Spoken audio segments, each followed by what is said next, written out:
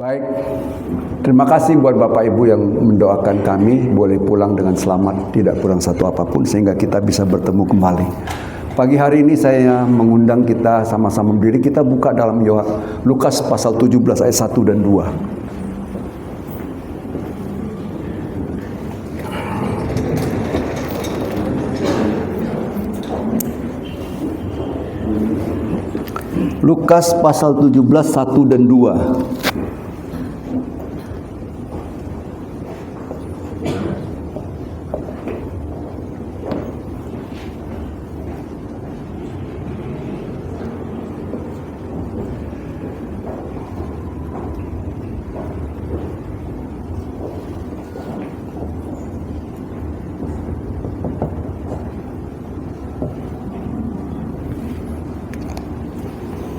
Sudah, kita sama-sama baca ya.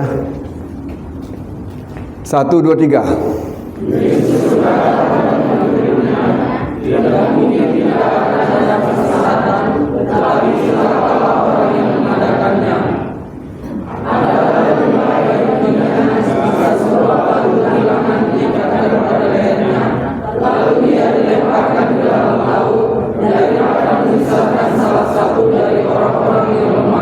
Kita tundukkan kepala. Terima kasih Bapa di surga, pagi hari yang indah ini kami bersyukur kembali kami diperdengarkan firman-Mu, tapi kami rindu untuk tidak menjadi penipu, karena firman-Mu berkata, yang membaca firman tapi tidak melakukan, seumpama dia melihat wajahnya di cermin, kemudian dia pergi dan dia lupa akan dirinya.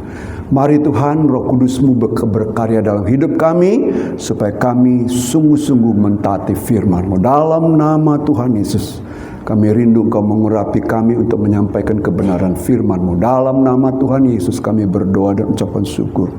Amin. Silakan duduk. Bapak Ibu, kalau Bapak Ibu membaca ini, coba kembali ke ayat pertama. Saya baca dengan baik. Yesus yang berkata. Yesus berkata kepada murid-muridnya, tidak mungkin tidak akan ada penyesatan. Bahaya nggak ini? Bahaya. Tidak mungkin tidak ada, berarti pasti ada. Bagaimana kita menghindari supaya jangan ada penyesatan di dalam gereja, di dalam jemaat lokal, di dalam kehidupan kita, dalam keluarga kita? Itu yang harus kita cari tahu dan penting dalam pengiringan kita kepada Tuhan. Yesus sampaikan ini setelah di ayat 6, pasal 16 dia memberikan perumpamaan tentang bendahara yang jujur, kemudian tentang Lazarus dan orang kaya. Lazarus tadi pagi saya baru tahu artinya, rupanya Tuhan penolongku. Ya. Kalau kita belajar dari kitab Lukas ini, dalam Lukas pasal yang ke-16, karena setelah menyampaikan perumpamaan ini baru masuk 17 langsung dengan bahasa Yesus berkata kepada murid-muridnya. Ya, kalau saya boleh bahasakan, Yesus berkata lagi, karena di ayat 16 Yesus berkata, di ayat 17 Yesus berkata lagi kepada murid-muridnya, tidak mungkin tidak akan ada penyesatan. Saya mau nyatakan firman ini benar. Ternyata memang ada penyesatan. Dalam Alkitab kita akan belajar nanti penyesatan itu terjadi di dalam kehidupan berjemaat. Tapi pada pagi hari ini saya mau sampaikan kepada Bapak Ibu kita semua, mari kita waspadai penyesatan itu supaya jangan terjadi penyesatan. Kasihan Bapak Ibu kalau Bapak Ibu tiap hari duduk di sini dengarkan firman Tuhan, tapi secara tidak disadari kuasa kegelapan. Saya dengar seorang hamba Tuhan katakan gini, tipu muslihat iblis itu seperti ular. Memang awal mulanya iblis itu menyamar seperti ular. Ya, kalau datang gajah kita waspada, tapi kalau ular, apalagi ular kecil, dia dengan perlahan-lahan lenggak-lenggok dia dekat kita, tapi dia gigit kita tidak sadar. Jadi ular itu sangat licin. Nggak tahu saya antara belut yang licin dengan ular yang licin, saya nggak tahu. Tapi kata orang belut yang licin. Belut waktu masih kecil saya di kilometer 12 Binjai, Medan. Saya waktu masih kecil, umur 7 tahun sudah mancing belut di sawah-sawah. Jadi saya pernah pegang belut, memang licin, tapi ular nggak pernah pegang. Ya, tapi belut itu seperti ular itu, dia licin. Jadi kita harus waspada karena strategi iblis datang kepada kita itu dengan sangat mulus.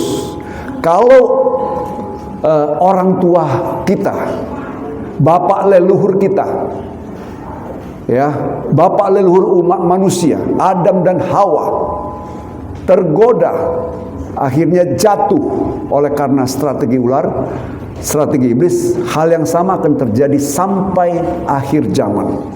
Sebab itu Yesus katakan waspada, ya. Tidak mungkin tidak ada penyesatan. Oleh sebab itu mari kita perhatikan baik-baik. Jangan Bapak Ibu katakan aku setiap hari, setiap minggu sudah ke gereja aman-aman. Tidak. Saya akhir-akhir ini banyak merenung dan kadang saya berdoa sampai mencucurkan air mata. Kenapa? 16 tahun saya menggembalakan, pertama saya lihat soal ketaatan itu jauh daripada yang diharapkan. Saya jauh diharapkan, ya. Saya jarang mengatakan soal uang. Nah, saya takut nanti kalau soal uang, soal perpuluhan nanti banyak lagi jemaat yang protes. Padahal protes itu bentuk ketidaktaatan. Ya, saya pernah dikasih tahu oleh seseorang anak Tuhan. Om merasa nyaman sendiri, tidak mau menyampaikan apa yang harusnya menjadi berkat kami. Tidak sampaikan masalah perpuluhan.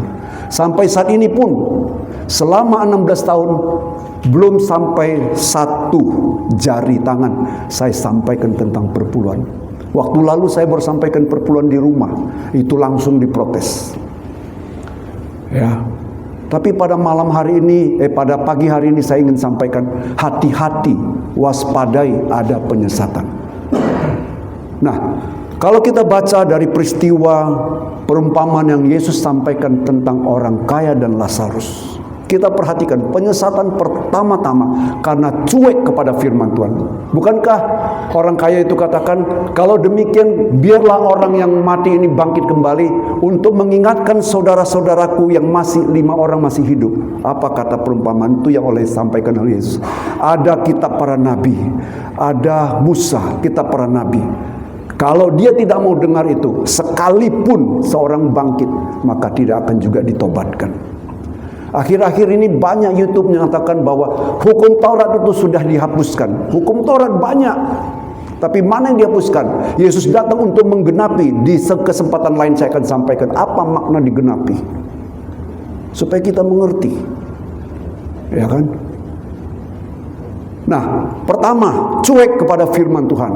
Dalam ibadah pagi lewat Zoom saya katakan, pada mulanya adalah firman. Firman itu bersama-sama dengan Allah dan firman itu Allah. Masuk ke Yohanes pasal 1 ayat 14, di sana dikatakan firman itu menjelma menjadi manusia. Jadi firman Allah Yesus itu adalah pribadi firman.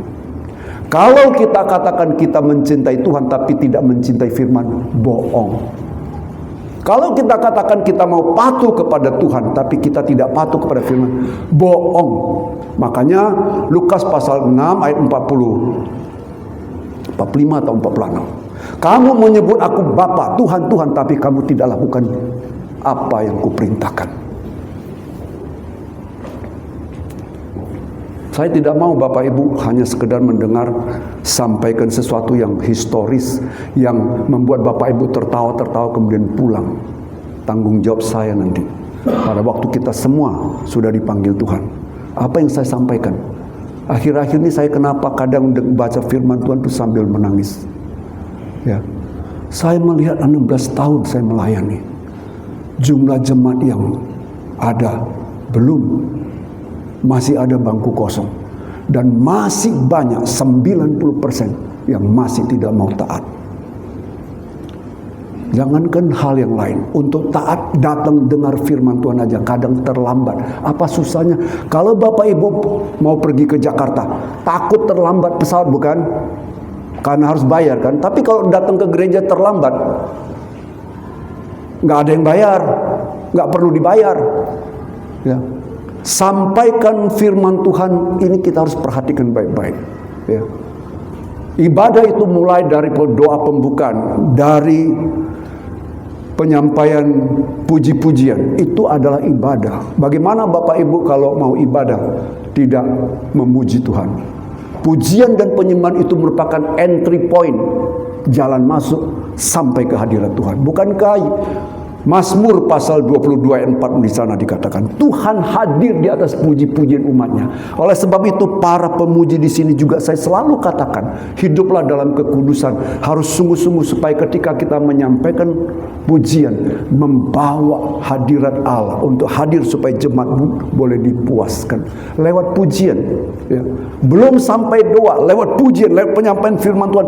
Bapak Ibu kalau sungguh-sungguh seperti yang terjadi di Listra, sudah terjadi kesembuhan. Tidak perlu lagi hamba Tuhan berdoa, Bapak Ibu sembuh, karena firman Tuhan itu adalah juga penyembuh. Satu, karena cuek ya, terhadap firman Tuhan. Yesus katakan sudah ada kitab para nabi, kitab Musa, itu cuek. Apalagi sekarang banyak hamba Tuhan yang menyatakan kitab perjanjian lama sudah nggak berlaku lagi. Siapa yang bilang? Kalau kita perjanjian lama nggak berlaku, Bapak Ibu mau nggak Alkitab Bapak Ibu dipotong? Yang perjanjian lama dibuang aja atau dibakar, datang sini bawa perjanjian baru.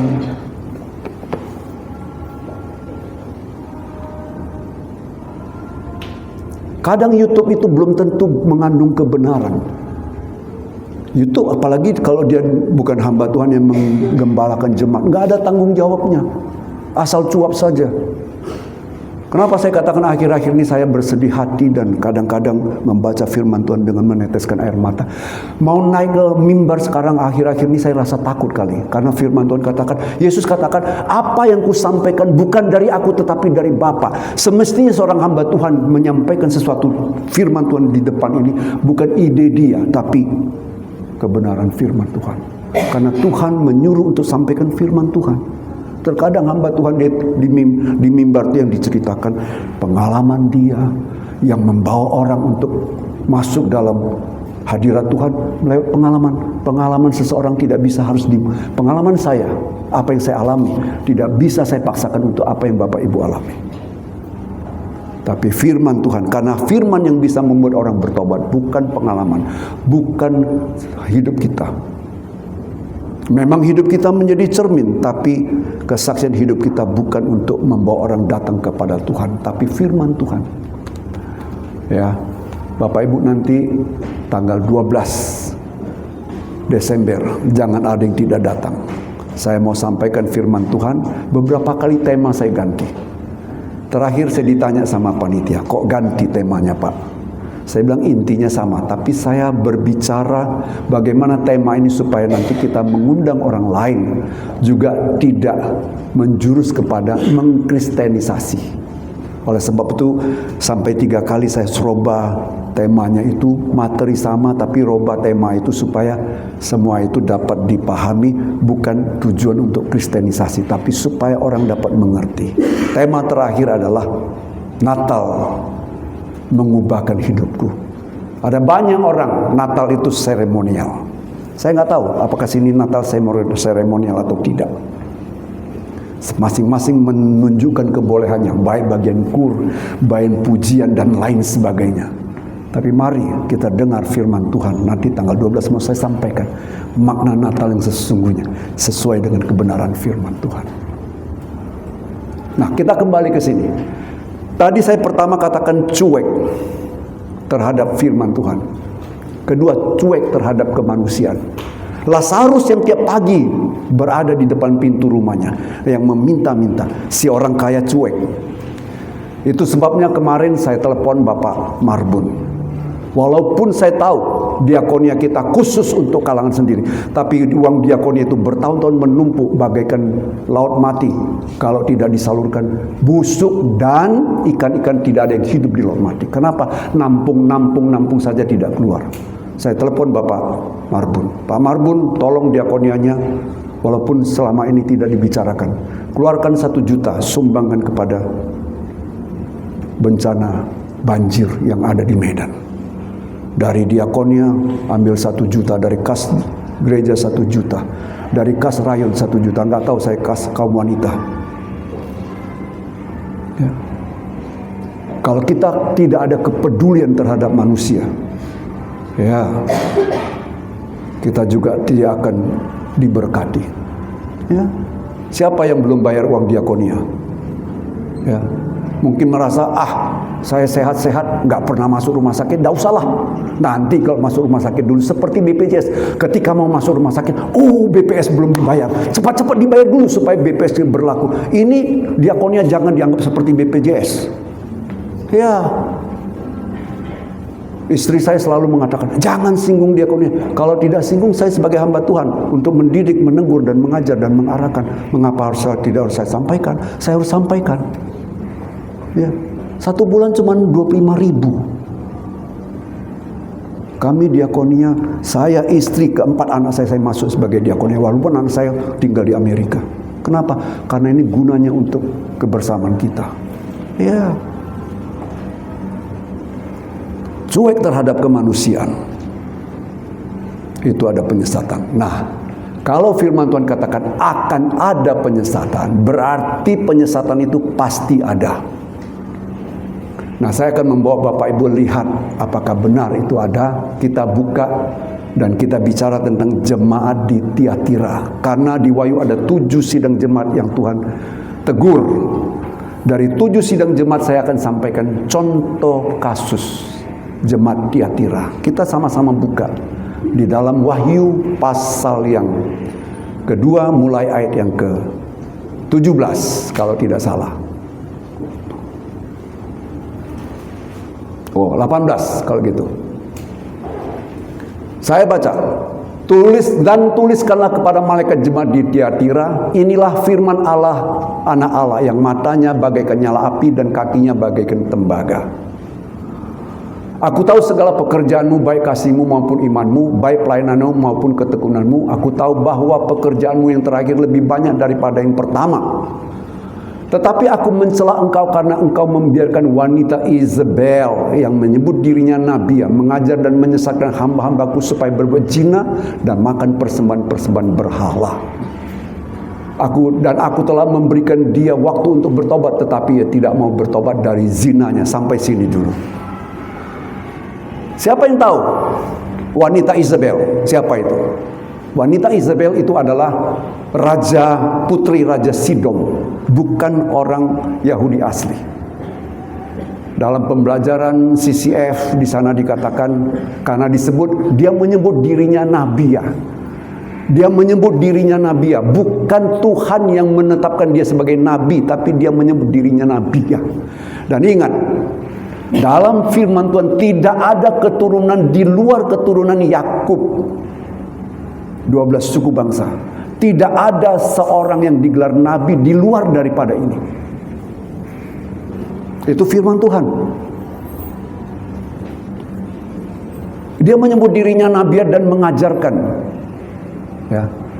Di jemaat Tiatira ini ada 2 wanita. Saya sebutkan wanita pertama adalah Lydia. Kita buka di dalam Kisah Rasul pasal 16 ayat 13 sampai yang ke-15 saya akan baca. Perhatikan baik-baik. Pada waktu itu di jemaat, pasal 16 ayat 13 sampai 15.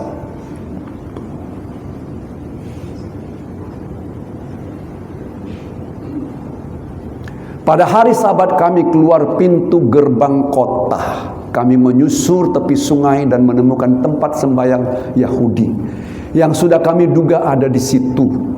Setelah duduk kami berbicara kepada perempuan-perempuan yang ada berkumpul di situ. Ini Paulus pergi ke Filipi, ingin menginjili. Dia cari dulu rumah ibadah. Apa yang diketemukan di rumah ibadah?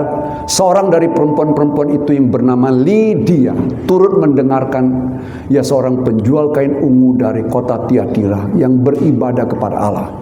Tuhan membuka hatinya sehingga ia memperhatikan apa yang dikatakan oleh Paulus, memperhatikan Injil. Sesudah ia dibaptis bersama-sama dengan seisi rumahnya, ia mengajak kami, katanya, jika kamu berpendapat bahwa aku sungguh-sungguh percaya kepada Tuhan, marilah menumpang di rumahku. Ia mendesak sampai kami menerimanya. Di kota Tiatira ada seorang wanita bernama Lydia. Kita lihat, Lydia ini wanita yang dominan.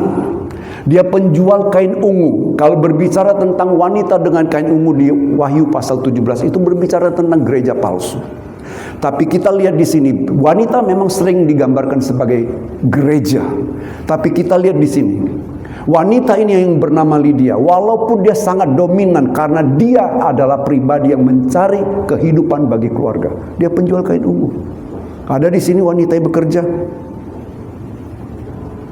Saya lagi pikir bagaimana dengan Ratu Inggris sebagai ratu.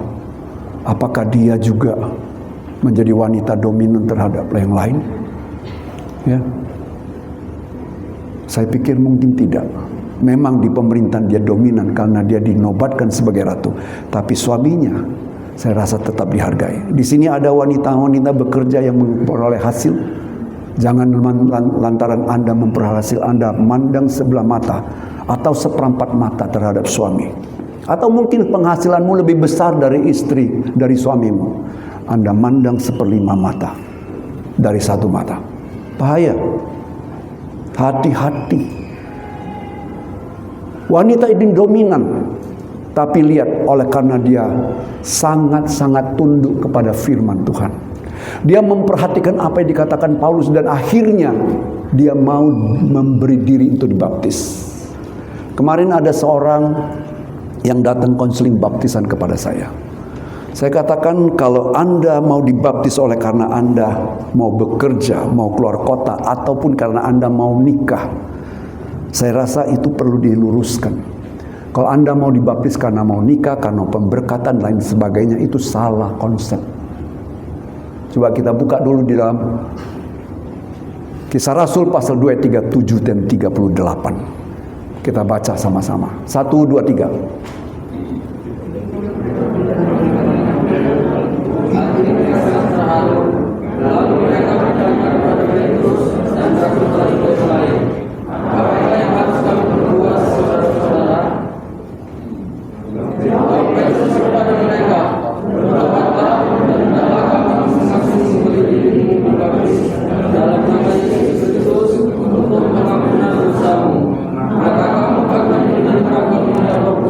Puji Tuhan. Kata baptis berasal dari bahasa Yunani adalah baptu. Dijadikan bahasa Indonesia baptu. Juga dijadikan bahasa Inggris. Ini berasal dari bahasa Yunani, artinya ditenggelamkan. Kemarin waktu saya memberikan konseling baptisan, saya ambil gelas dengan contoh. Ditenggelamkan itu masuk dalam air dan hilang dari permukaan. Kalau kita baca di dalam Roma pasal 6, ya, menguburkan hidup yang lama seperti Yesus mati dikuburkan dan pada hari ketiga bangkit, demikian kita akan bangkit dalam kehidupan yang kekal. Baptis itu diselamkan, ditenggelamkan. Nah, kalau tidak mau memberi diri dibaptis berarti tidak rela untuk mengikuti firman Tuhan. Contoh kita siapa? Siapa yang menjadi contoh kita? Coba buka Matius pasal 3, 15. Kita baca. Lalu Yesus menjawab katanya kepadanya. Ini Yesus datang ke sungai Yordan kepada Yohanes Pembaptis. Biarlah hal itu terjadi karena demikian sepatutnya kita menggenapkan seluruh kehendak Allah, dan Yohanes pun menurutinya. Ayat 16. Sesudah dibaptis, Yesus segera keluar dari air, dan pada waktu itu juga langit terbuka dan ia melihat Roh Allah seperti burung merpati turun ke atasnya. Saya mau garis bawahi ayat yang ke-15.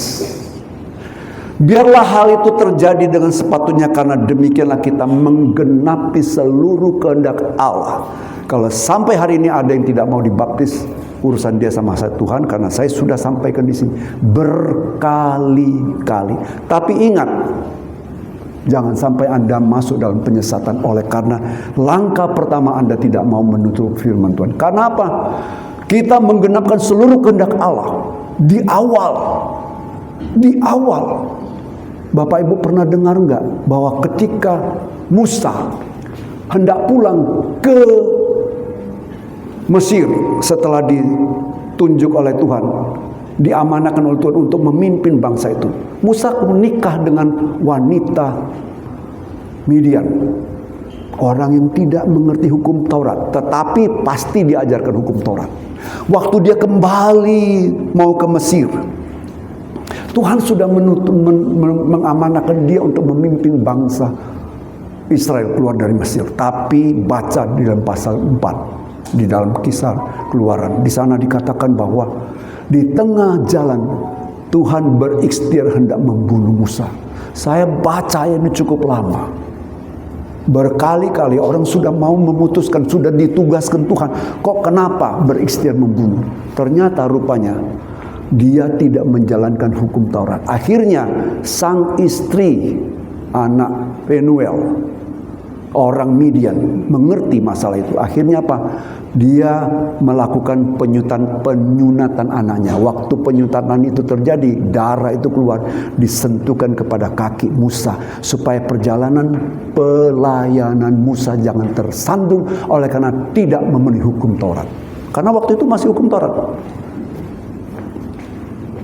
Bayangkan kalau kita tidak mau dibaptis,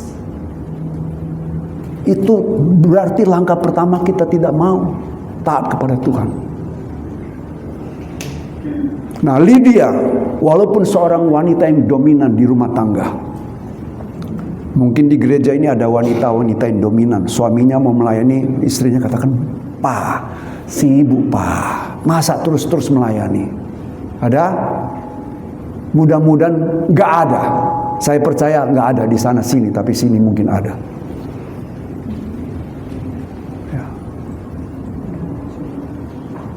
Jangan halangi suamimu untuk melayani. Berikan dia waktu. Bahkan kalau baik, ingatkan dia. "Papa, oh bukankah minggu ini Papa ada pelayanan? Jangan lupa ya." Bahkan doakan untuk suaminya masuk dalam pelayanan. Ingatkan. Ingatkan. Jangan lupakan.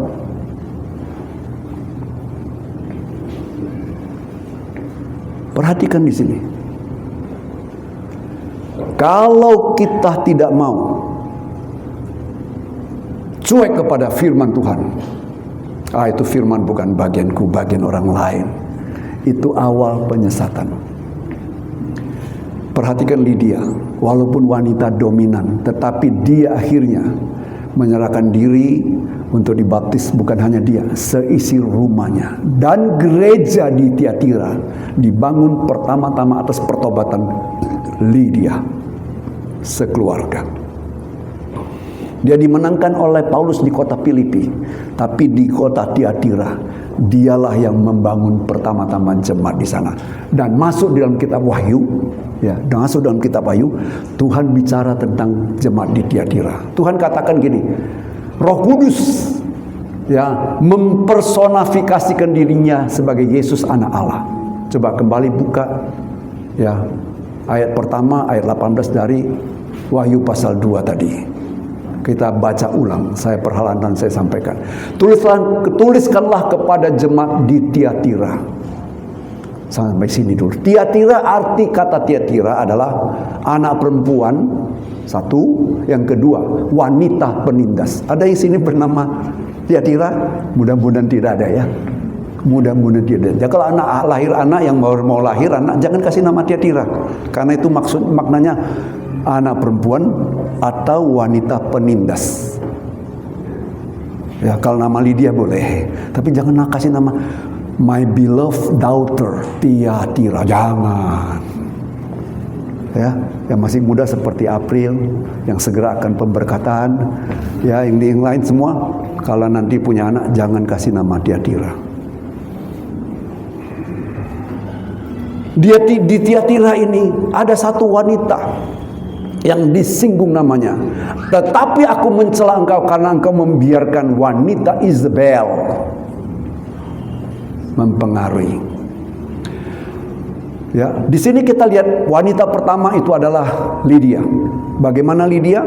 Karena bersedia taat kepada firman Tuhan, tunduk walaupun dia wanita yang dominan di rumah tangga.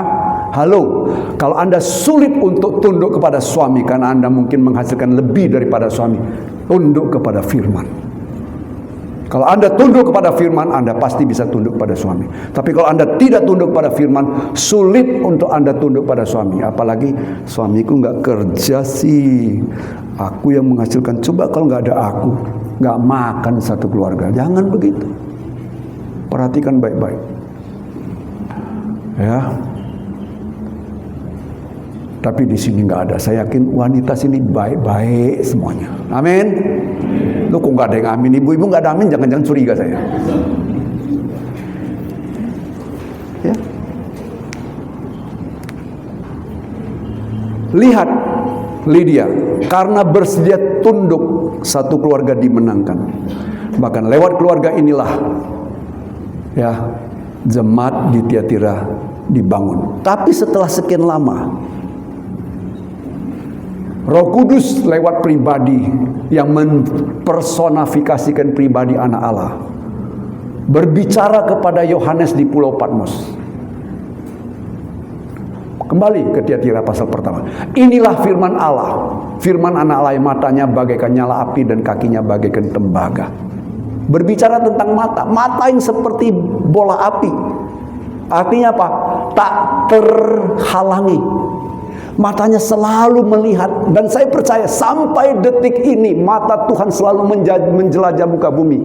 Baca coba, saya ayat favorit saya juga itu 2 Tawarik 16 ayat 9. Ya, 2 Tawarik 16 ayat 9 di sana kan mata Allah menjelajah seluruh muka bumi, ingin melimpahkan kekuatannya kepada hati yang bersungguh-sungguh. Jadi apa artinya? Hati kita, manusia bisa menyembunyikan hatinya. Pepatah mengatakan dalamnya lautan dapat diduga, tapi dalamnya hati siapa tahu. Tetapi ini mata Tuhan. Ya, Wahyu pasal 5 ayat 6 di sana dikatakan mata Tuhan itu adalah Roh Allah. Tapi Roh Allah, ketika Roh Allah menelusuri, melihat, menyelidiki sampai ke dalaman hati kita. Yeremia 17 ayat yang ke-9 dan 10 disakatakan betapa liciknya hati. Tapi Allah bisa tahu kelicikan hati kita. Contohnya apa? Dalam kitab Wahyu ada seorang yang bernama Simon. Dia menawarkan uang, tolong berikan aku Roh Kudus supaya ketika aku menumpangkan tangan kepada orang seperti engkau. Tapi apa kata Petrus? Binasa engkau dengan uangmu.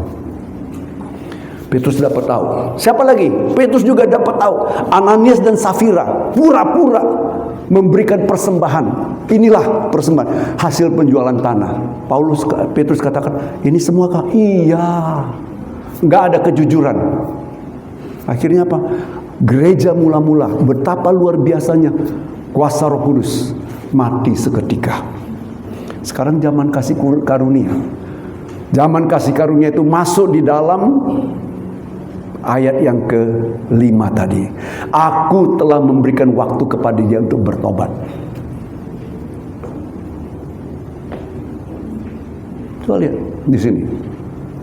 Mata Tuhan menjelajah seluruh muka bumi, ingin melimpahkan kekuatannya kepada siapa yang bersungguh hati. Ingat, kalau kita mau memperhatikan pandangan Tuhan dengan sungguh-sungguh, momennya kita bertobat. Mengapa saya katakan demikian? Bapak Ibu ingat, Petrus waktu dalam sidang, Yesus disidang. Dia mengikuti Yesus yang sedang dalam prosesi penyidangan oleh tua-tua dan ahli-ahli Taurat. Dia ikutin terus. Kemudian Petrus ngikutin, dan dia berdiri, berdiam di halaman depan. Seorang hamba, anak kecil mungkin hanya sebesar Desi saja.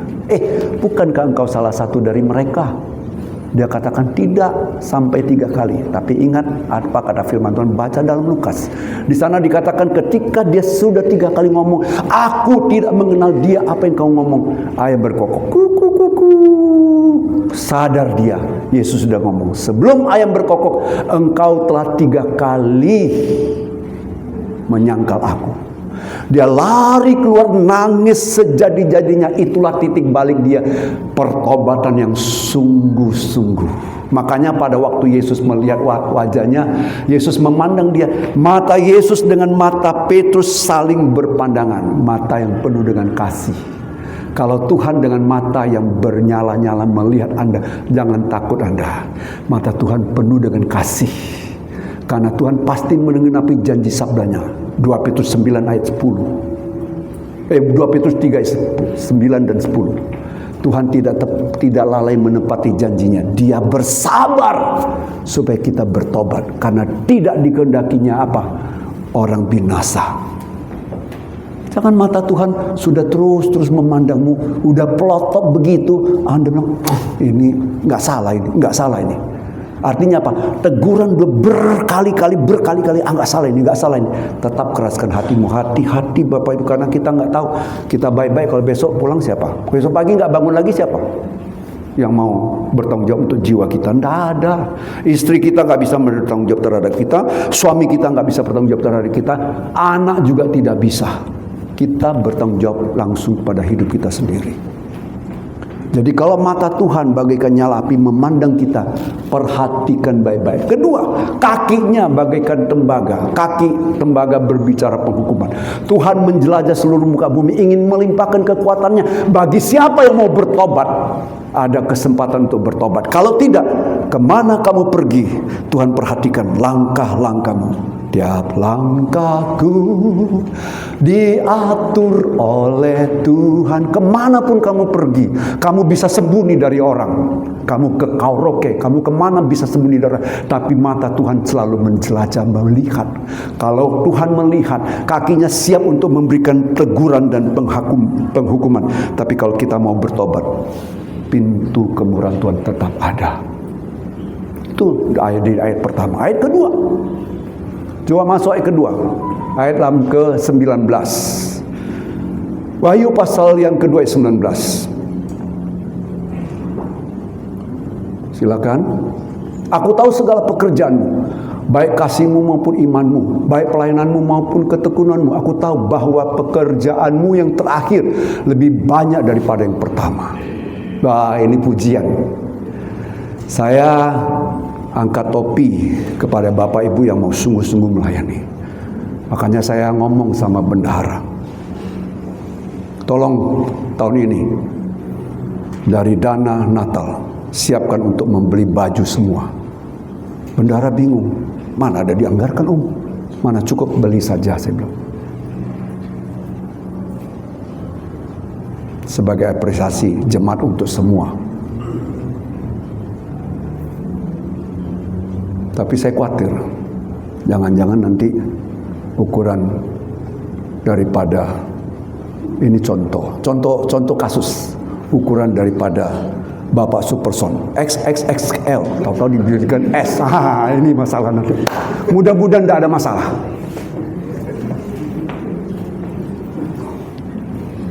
Ada bendahara tanya, berapa nomor bajumu? Siap-siap. Seandainya kurang besar, saya pernah lihat TikTok ini. Ini lucu. Coba sini dulu. April. Bajunya kurang. Dia udah pasang sempit. Jadi datang istrinya, udah nggak apa-apa, dipotong situ. Cukup.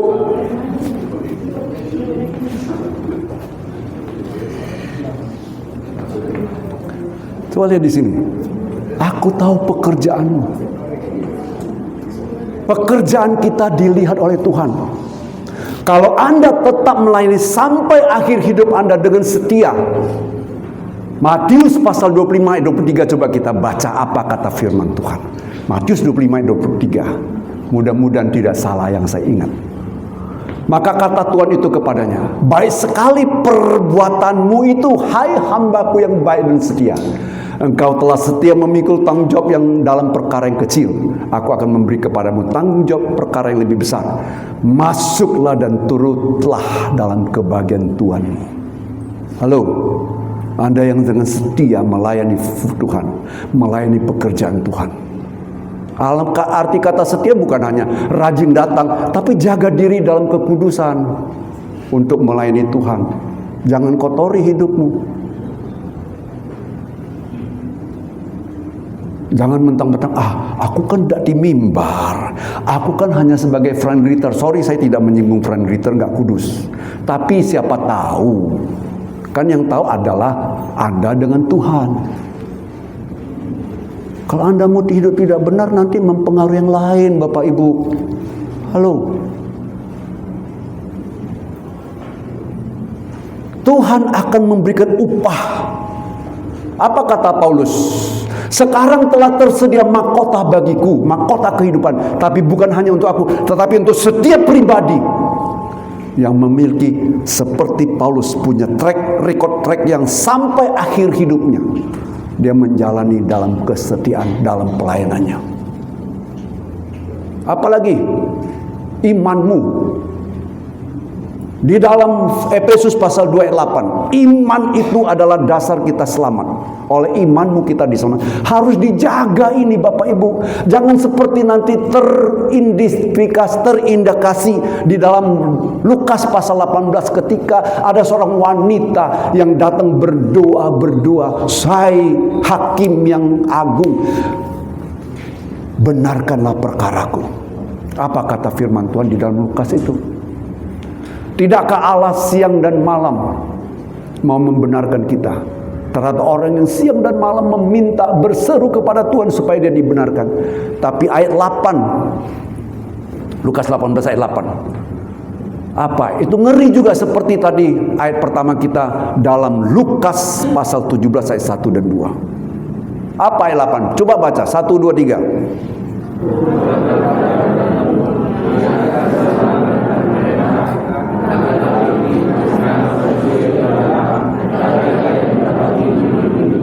Ini berbicara tentang wanita yang berdoa terus. Kalau Anda sudah berhenti berdoa, pertanyakan dirimu, masih ada iman apa tidak? Halo, di mana ini yang setiap kali pagi datang doa ibadah Zoom ini? Tadi pagi cuma berapa orang? 6 orang. Yang tiap pagi baca Zoom, lama-lama hilang. Ada yang hilang karena pindah ke Nias, Kandis. Hilang.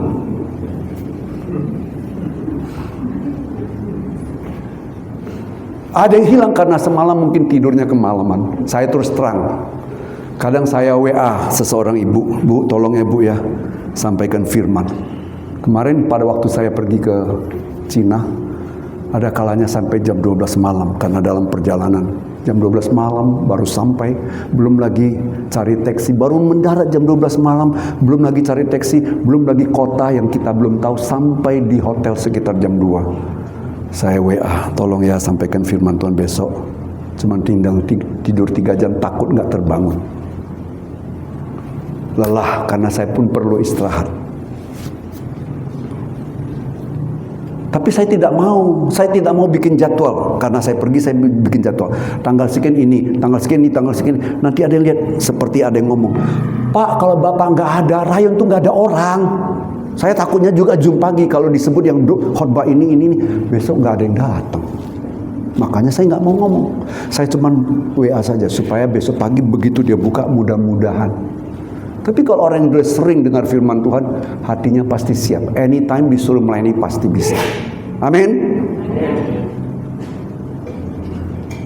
Nah, adakah didapatkan iman di atas muka bumi? Jaga imanmu. Kalau engkau sudah tidak mau berdoa, sudah tidak suka berdoa, ya. Apalagi kalau makan, ini kan cuma di bawah 5.000. Apalagi kalau banyak orangnya di restoran. Makan sajalah. Jadi kalau di restoran nggak berdoa itu satu kemungkinan banyak orang. Seganlah nanti dilihat. Yang kedua memang terlalu enak, lupa untuk berdoa. Sedap kali dia. Yang ketawa itu pasti punya pengalaman. Betul? Betul atau betul? Atau yang ketiga, cuma 5.000 nggak usah doa lah. No. Kemarin waktu kita mendengar khotbah dari ketua MD, dia pergi ke Solo, dia berdoa waktu mau makan. Akibat dia berdoa, waktu dia mau bayar, ada seseorang membayarkan dia. Dia nggak kenal. Ketua MB kita orang Batak. Dia nggak tahu.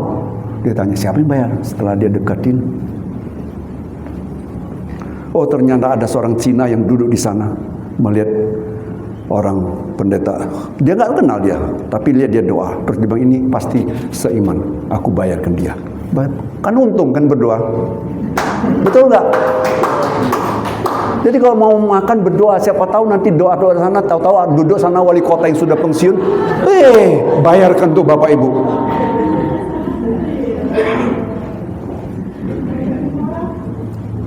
Jadi kalau nanti aku masuk ke restoran, aku nampak ada Ibu Amy di sana, oh Ibu Amy masak, doa agak lama. Itu tujuannya beda.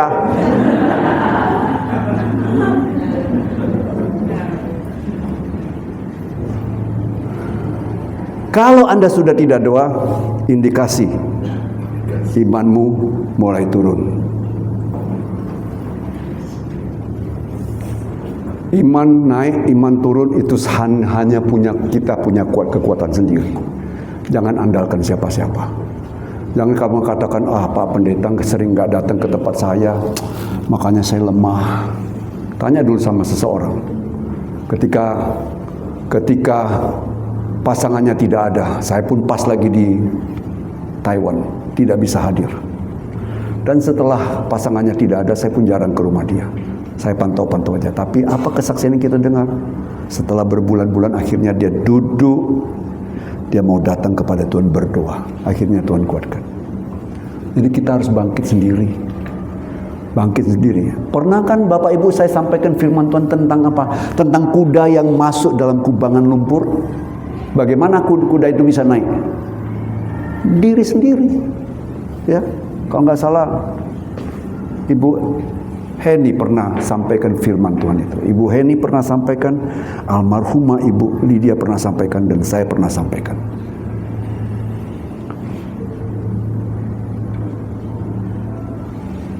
Nah sekarang wanita yang kedua di Jemaat Tiatira. Baca ayat yang ketiga.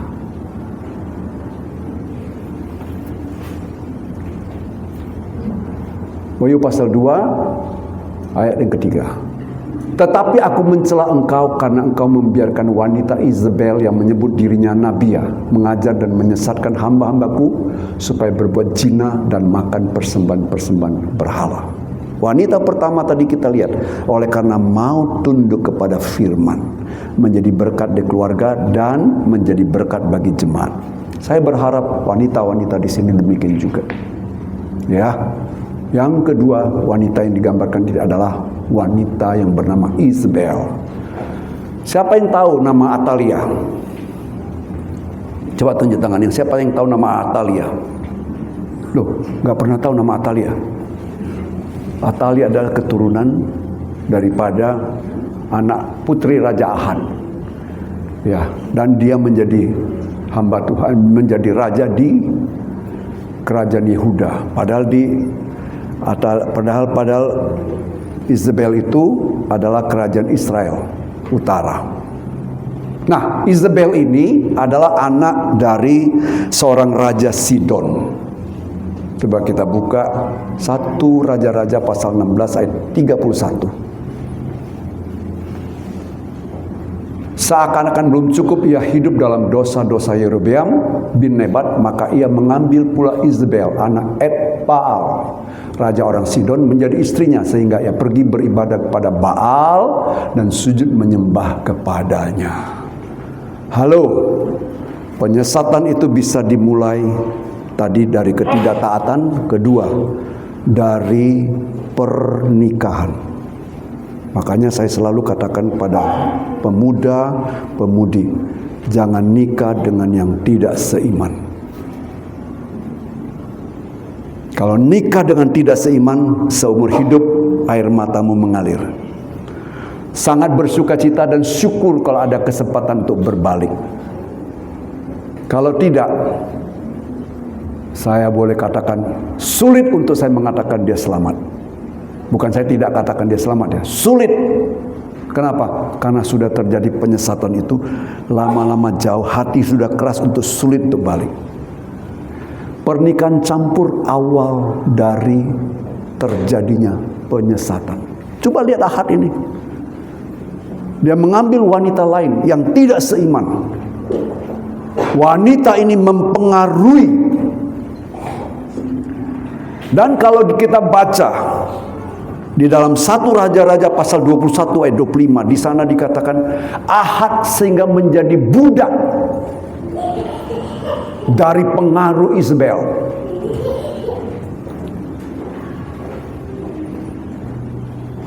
Sesungguhnya tidak pernah ada seorang seperti Ahad yang memperbudak diri dengan melakukan apa yang jadi mata Tuhan, karena ia telah dibujuk oleh Isabel, istrinya.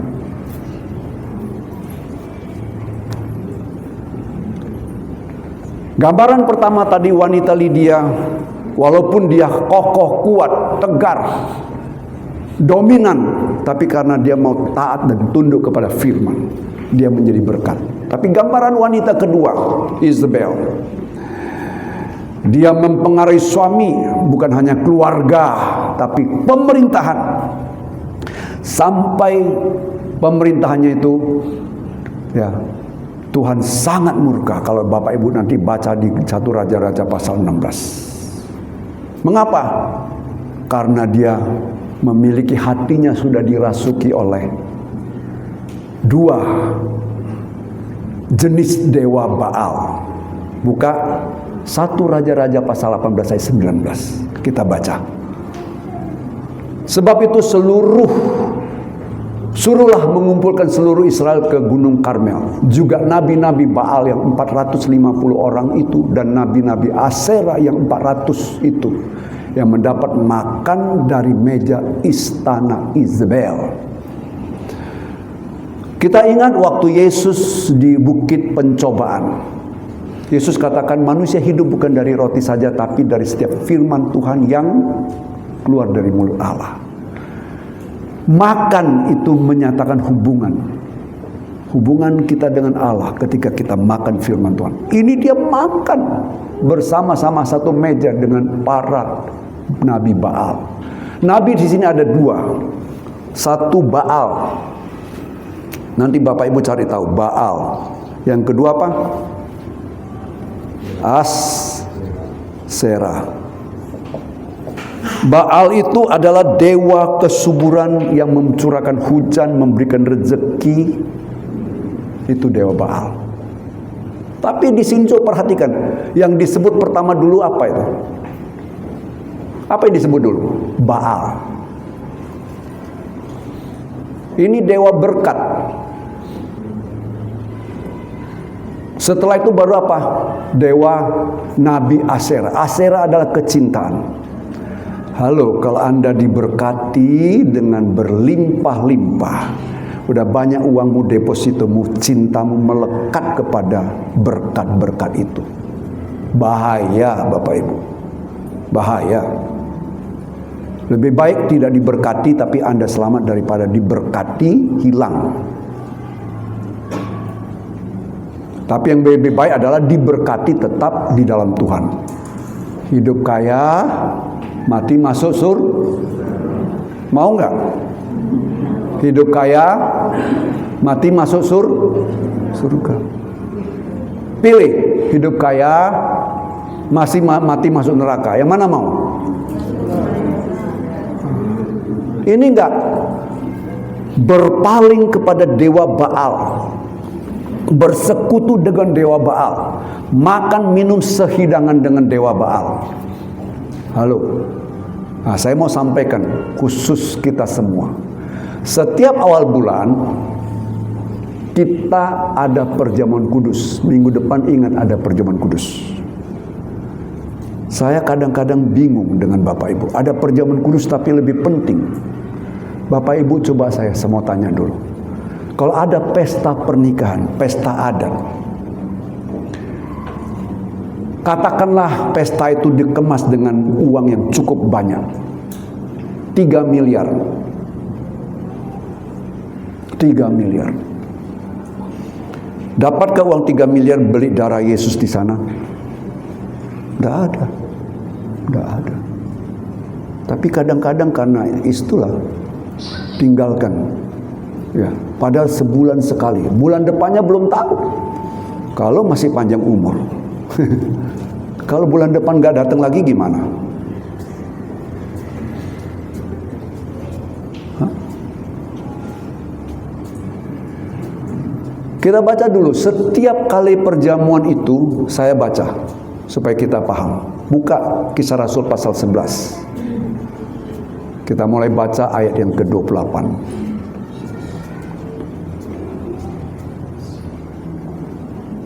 Bukan Kisah Rasul, sorry. 1 Korintus pasal 11.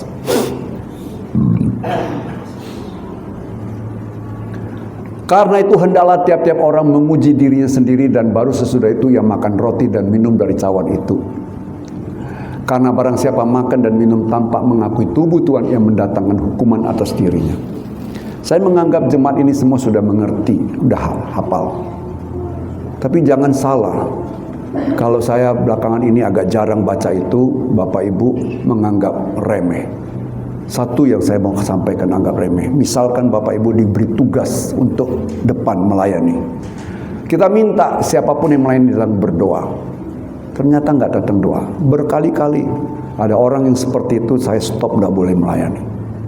Menganggap remeh firman, darah perjanjian, darah Tuhan. Atau ada juga yang makan darah perjanjian itu, sepertinya sudah rutinitas, tidak dengan sungguh-sungguh, hatinya tidak melekat ke sana. Ini udah biasalah, cuk minum aja. Tapi saya sampaikan firman Tuhan supaya saya jangan salah di hadapan Tuhan. Bukan saya mau mengancam Bapak Ibu, tapi ini firman Tuhan. Ketika Bapak tidak menganggap itu, sama juga Bapak sehidangan dengan apa? Kalau Bapak baca, Bapak Ibu baca sebelumnya, sehidangan dengan apa? Roh-roh jahat. Sama. Bukan saya mau mengancam-ngancam, tidak. Tapi sungguh-sungguhlah. Sungguh-sungguh menghargai akan darah Tuhan. Darah Tuhan. Ya. Itu sebabnya kadang-kadang ada yang sakit di rumah. Kenapa saya membawa darah Tuhan itu? Pergi ke rumah sakit, berdoa untuk dia supaya dia minum. Karena saya tahu kuasa di dalam darah Tuhan. Ya. Sedemikian luar biasanya. Ya. Tapi ada anak-anak Tuhan yang tiap minggu pertama sudah sering baca. Itu dianggap sudah keseringan. Sudah biasa itu. Hati-hati Bapak Ibu. Saya tadi katakan iblis itu seperti ular, sangat licin, perlahan-lahan membawa kita dalam penyesatan. Lama-lama kita anggap ini, berarti Anda lebih suka bersekutu dengan darah-darah daripada roh-roh jahat. Di Cina saya nggak bisa bahasa Mandarin. Saya pergi dengan istri, untung istri masih bisa bahasa Mandarin. Suatu malam saya keluar, istri udah nggak mau keluar makan malam belum. Saya bilang saya mau keluar makan, saya nggak tahan, saya lapar. Tapi saya nggak bisa bahasa Chinese. Semua restoran bahasa Chinese. Saya lihatlah satu-satu makanan tuh, enak. Itu udah jam 10 malam, ini enak. Tapi saya lihat makanan enak itu, bihun kuah itu, kok ada di dalamnya agak hitam-hitam sedikit.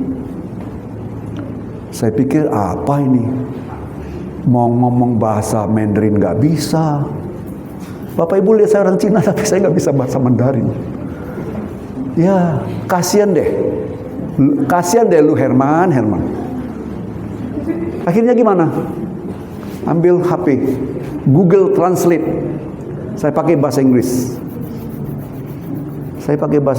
Kemudian diterjemahkan bahasa Mandarin. Saya kasih lihat. Oh, no, katanya. Dia baru tahu saya nggak bisa bahasa Mandarin. Baru dia bilang, oh, no. Silakan, kasih. Karena apa?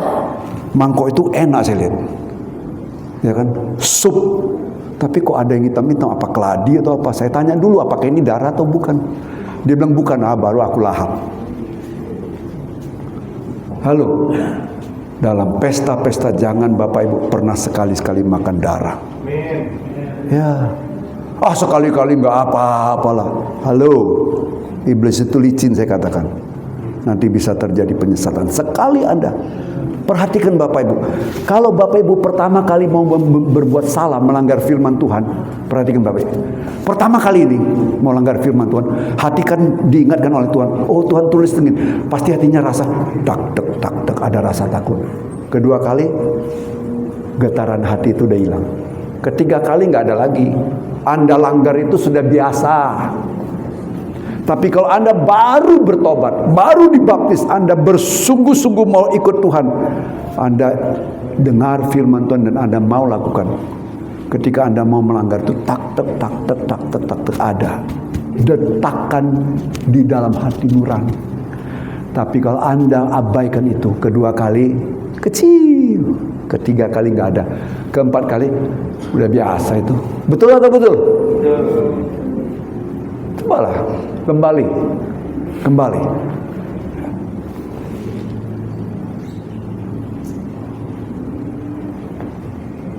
Dua gambaran wanita yang disampaikan di jemaat Tiatira. Tadi firman Tuhan awal katakan, tidak mungkin tidak akan ada penyesatan. Perhatikan, wanita Isabel, istri Raja Ahab, udah berabad-abad meninggal, tapi dimunculkan di kitab Wahyu. Artinya apa? Roh penyesatan itu dalam wujud roh wanita Isabel sampai hari ini masih ada. Di gereja, di setiap gereja pasti masih ada. Tapi sebagai hamba Tuhan saya harus waspada. Maaf, kadang-kadang ketika Bapak Ibu melihat YouTube, tentu saya tidak sama. Tapi kalau saya lihat YouTube yang sama, terkadang saya mau sampaikan jangan sampai. Nah, saya sebenarnya marah kalau ada jemaat yang dia anggap YouTube ini benar tanpa konsultasi sama saya, dia share di grup keluarga. Oh, kalau ternyata itu nggak benar, Bapak Ibu semua kena dampaknya. Makanya sebenarnya WA grup keluarga itu saya maunya saya kasih admin aja. Saya lihat kalau ada gak benar saya langsung hapus. Tapi kalau saya kasih admin, nanti Bapak Ibu sepertinya nggak dikasih kemerdekaan untuk menyatakan pendapat. Tapi sebenarnya saya menjaga itu. Saya tidak pernah mau melarang Bapak Ibu untuk mendengar YouTube, atau misalnya ada KKR, saya batasi, nggak boleh pergi ya, nanti Anda disesatkan. Tidak. Saya berusaha untuk hadir juga ketika Bapak Ibu hadir, supaya saya tahu apa materinya dan saya bisa luruskan. Karena itu gembala fungsinya adalah menjadi guru, menjadi gembala untuk meluruskan. Tapi kalau misalnya nonton YouTube yang saya tidak nonton, ternyata Bapak Ibu salah persepsi, dan Bapak Ibu tanpa konsultasi dengan gembala langsung share di grup WA keluarga. Kadang sebenarnya saya marah, tapi saya tidak tunjukkan kemarahan saya. Karena apa? Kalau itu tidak benar, mempengaruhi jemaat. Nah, lewat kesempatan ini saya mau sampaikan kepada Bapak Ibu, kalau misalnya ada juga kemalangan di antara jemaat, terima kasih Bapak Ibu cepat respon. Misalnya ada yang meninggal ini, sepertinya gembala tidak respon, tidak lihat. Saya kadang lihat, tapi saya mau tahu dulu meninggalnya kapan, orang tuanya kapan, dikebumikan kapan, jelas dulu saya baru bikin WA. Supaya ketika saya sampaikan info komplit. Tapi terima kasihlah kepada jemaat, kalau begitu ada langsung turut berduka cita. Itu tanda hatimu semuanya melekat, saling melekat. Tapi apa salahnya info kepada gembala? Gembala lihat, gembala telepon tanya, kapan meninggalnya? Kenapa meninggalnya? Di mana mau direncana dikebumikan? Tanggal berapa? Info semua sudah lengkap, baru saya bikin WA. Supaya apa? Sekali share lengkap semuanya. Maunya juga sekretaris gereja juga kalau ada begitu cepat tanggap dan langsung telepon yang bersangkutan. Supaya ketika kita sampaikan informasi lengkap ya. Nah, ini udah terlalu panjang, udah mau jam 11 ya. Udah mau jam 11, sudah 1 jam lebih. Kadang-kadang kalau sudah ngomong tuh nggak sadar, bisa 2 jam, 3 jam.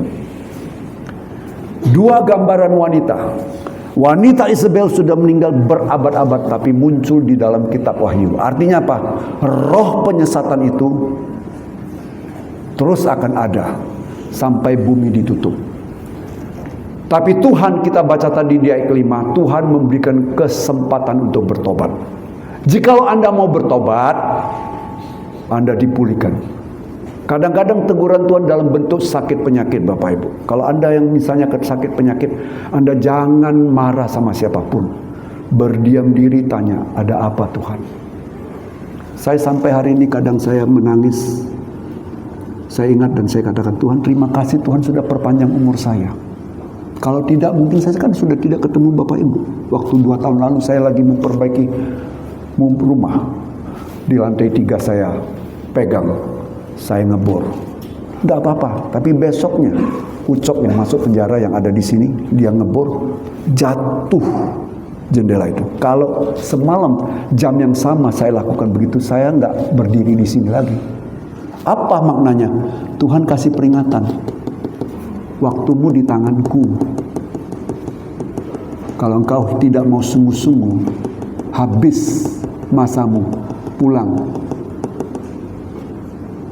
Dari sejak itu saya selalu katakan, Tuhan, ampuni saya kalau ada saya salah, ampuni saya. Ingatkan saya untuk bersungguh-sungguh melayani. Kalau mau bertobat, sebagaimana roh Isabel berlalu dari zaman ke zaman, Tuhan ingatkan. Peringatan juga Tuhan juga selalu ada sampai bumi ditutup. Di ayat selanjutnya dikatakan, barang siapa bertelinga, hendaklah ia memperhatikan apa yang dikatakan roh. Kepada 7 sidang jemaat semua dikatakan yang sama. Kalau roh itu datang, peringatan Tuhan juga ada. Kemurahan Tuhan juga masih terbuka untuk kita bertobat. Tuhan selalu memberikan kesempatan. Tapi kalau kita tidak mau bertobat, Bapak Ibu nanti nggak usah baca lagi, nanti kepanjangan. Ya. Dalam 2 Raja-Raja pasal 9 Bapak Ibu baca. Akhirnya Isabel meninggal bagaimana? Badannya nggak ketemu. Tinggal kepala dan kaki. Dimakan anjing. Itu maknanya dalam sekali Bapak Ibu. Karena itu mari waspadai penyesatan dalam hidupmu dan dalam hidupku. Saya siap selalu ditanya oleh jemaat. Kalau ada hal-hal yang tidak mengerti, tidak paham, datang bertanya sama saya siap. Ya, saya siap. Saya mau supaya semua jemaat penuh dengan sukacita. Ya, saya mau sekali kita bertemu di sini, kalau nanti Tuhan panggil kita pulang di kekekalan, saya juga bertemu. Saya juga ingin tetap kita bertemu satu dengan lain. Yang masuk sini saya mau kita semua selamat. Jangan ada satupun yang terbuang. Ya, jangan ada satupun. Kalau sekarang terbuang ke irian karena tugas, itu saya nggak bisa salahkan. Tapi jangan sampai terbuang dalam kekekalan. Amin. Kita semua sama-sama serius ikut Tuhan. Jadilah wanita yang menjadi wanita yang kokoh, wanita yang tunduk kepada Tuhan, sehingga keluarga dimenangkan. Juga jadilah wanita dalam gereja yang sungguh-sungguh supaya gereja dimenangkan. Juga saya belum bahas lagi tentang politik dan budaya yang juga bisa mempengaruhi. Tapi waktu tidak mengizinkan saya untuk sampai berbicara lebih panjang.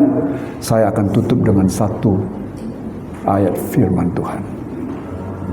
Amsal 13 ayat 13. Kita tutup dengan ayat firman Tuhan ini. Kita sama-sama berdiri. Karena penyesatan itu dimulai dan diawali. Memang tadi ada dimulai dengan pernikahan, diawali dengan uang, ya, dengan berkat dan lain sebagainya. Tapi ini perhatikan sungguh-sungguh. Siapa meremehkan firman, cuek teguran-teguran firman, tidak cinta kepada firman, tidak menghormati firman, ia akan menanggung akibatnya. Tetapi siapa taat kepada perintah firman akan menerima balasannya. Biar ini menjadi pegangan kita. Mau atau tidak, katakan kepada Tuhan, beriku hati sungguh-sungguh, supaya hati kita sungguh-sungguh mau mengasihi Tuhan, mengasihi firman-Nya, mengasihi pribadinya. Saya undang WL Singer maju ke depan dan musisi.